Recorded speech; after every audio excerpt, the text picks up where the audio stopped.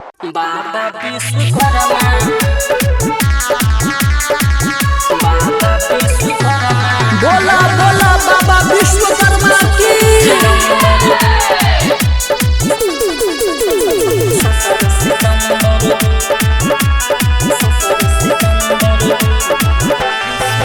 बाबा विश्वकर्मा के छै फिक्स डेट 17 सितंबर।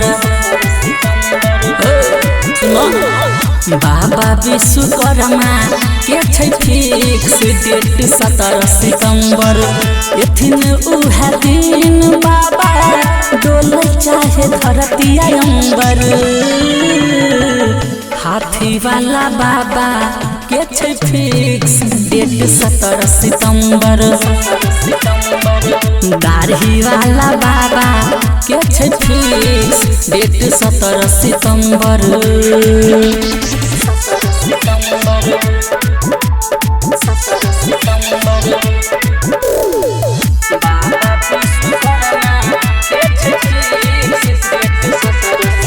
पूरा दुनिया में बाज गेले डंकायो, उनका शक्ति पकड़ब नहीं शंकायो।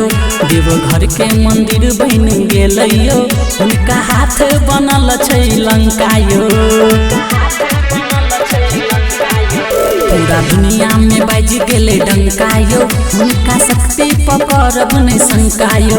निर्माण भेले देवघर के मंदिर के, उनका हाथे बनल देखू लंकायो।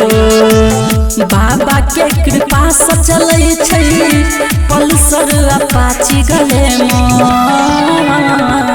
हाथी वाला बाबा के छै फिक्स डेट 17 सितंबर। बाबा विश्वकर्मा के छै फिक्स डेट 17 सितंबर।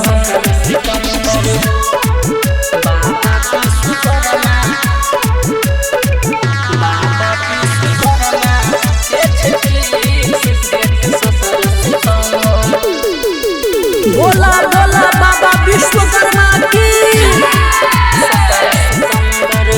यह शुभ दिन बाबा के आगमन छै, देखू सेवा में सेवक सब मगन छै। सब पूजा करे धूमधाम से, डीजे पर बाजत बाबा के भजन छै। यह शुभ दिन बाबा के आगमन छै, देखू सेवा में सेवक सब मगन छै। सब पूजा करे धूमधाम से, डीजे पर बाजत बाबा के भजन छै। रूपम अजित अनिल भेलै ओई कमिटी के मेंबर।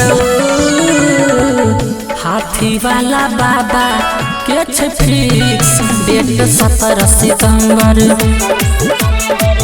दाढ़ी वाला बाबा के छै फिक्स डेट 17 सितंबर। एथिन उहे दिन बाबा डोले चाहे धरती अंबर। हाथी वाला बाबा के छै फिक्स डेट 17 सितंबर। दाढ़ी वाला बाबा के छै फिक्स डेट 17 सितंबर।